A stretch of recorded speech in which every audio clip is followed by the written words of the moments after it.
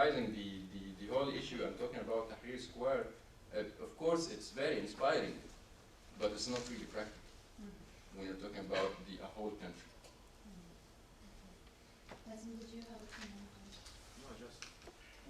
No, just wanted to fill in after Michael's, because he was saying very good argument, and I totally agree with his argument, because I'm one of this ethnicity there. I'm from Nuba as well, so I have also we have the problem, not the minority problem, but I think all segments in Egypt suffered. Women, Nuba, Christian, all people suffered. All segments, I believe so. But when I wanted to fill in, I think my colleague here, he just said that you shouldn't send weapons to any dictators. You shouldn't help any dictators. This is the message. I think the message is conveyed well in the 18 days. You shouldn't help any dictators that is belling on his people. So I think that this is the issue that I want to fill in. Okay, thank you. How about the impact of globalization in terms of a common Arab-Euro future for youth in particular, and how can youth best support each other in a globalized world? Eric, what would you say? Well, first of all, we have to realize what globalization is. It just means that the world as a whole is out doing things smarter. The world is getting smarter. And it means that we're doing the same things, and we're doing new things, but we're doing it better, we're doing it cheaper, we're doing it with less tear on both people and on the environment. And that's very good, but it's also very important, because it makes all our lives so much easier, and it saves the lives of the less privileged. It provides us with food, it provides us with medicine, it provides us with energy. And globalization gives us growth without, when the only option actually is thievery. And through globalization, we have that possibility to do it together. And I mean, in the beginning's release, it's a matter of labor division. Hey guys. Welcome. Not lost. You're welcome. I mean, the labor division has always been going on. We're just making it faster because the world is moving faster. And if we embrace it, we can use it. The one who embraces it faster will have the possibility to use it more. And it's very, very good when it comes to the relationship, especially when we talk about the Eurozone and the Arab community and the North African community, because it brings us together. It makes us dependent on each other. No one can stand on their own. Just like a village couldn't stand on their own at the beginning of the 17th, 18th century. It brings us together and it develops us, not only when it comes to commerce, not only when it comes to trade, but also when it comes to ideas. Because it brings us together and creates an area where we can meet. And as the world gets smaller, as the globalization grows, we get closer.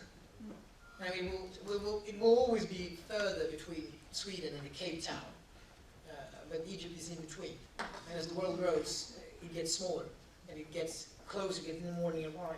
And just these ways of meeting, like we're doing right now, talking, cooperating, is a perfect start. There's a lot of things that we can do on an organizational way. I mean, we can trade contacts when it comes to the European Union, when it comes to the entire Europe, when it comes to the world. When we're talking both about organization, we're talking about policy, when we're talking about how to use our influence and how to make campaigns, handle our members. But especially what it's all about is meeting each other and discussing ideas. Because I have my idea, and Michael has his idea, and Manar has her idea.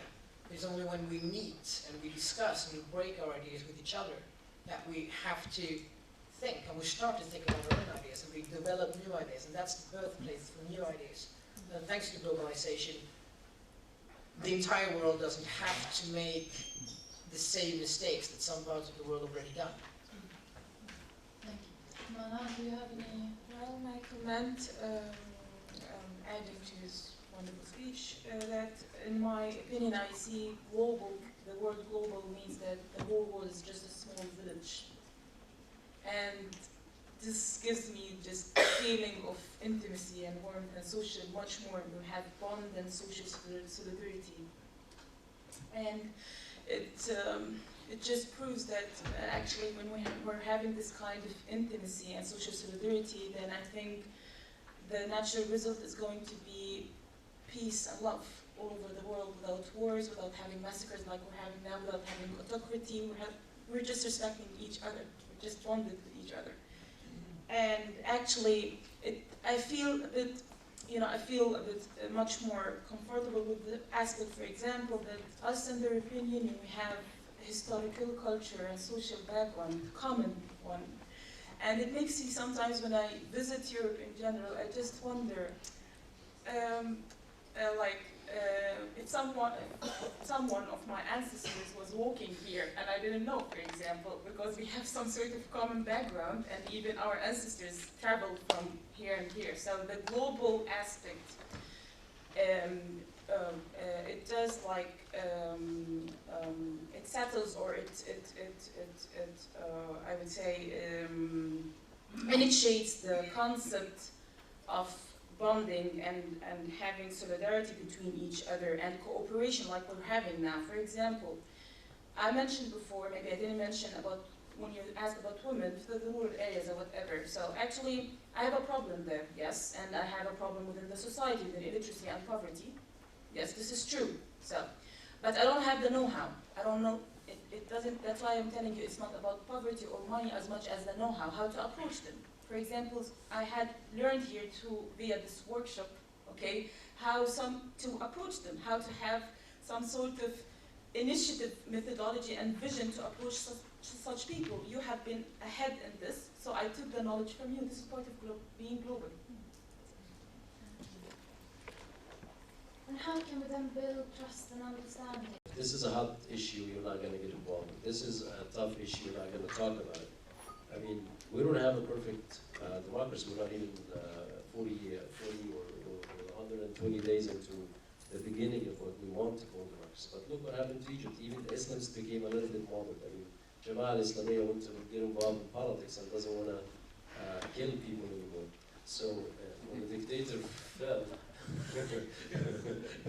things changed a little bit. But unfortunately, I have to say this, I mean, we still, even with the military council, we still kind of give them leeway. I mean, we just heard today that the military council prevented one of the outspoken critic of the council to get on TV. And I didn't hear the EU protesting and saying, you cannot do this. I mean, there's really a clear path here, and it's in the beginning of it, and it's either we define this road, pave it, and make it clear for the people themselves to walk it and emerge as powerful democracies, or we play old politics. So it's either we take a strong stand and we say this is the best time to, whoever comes in power in Egypt, right now the military council, whoever comes in, the West needs to hold true to its value.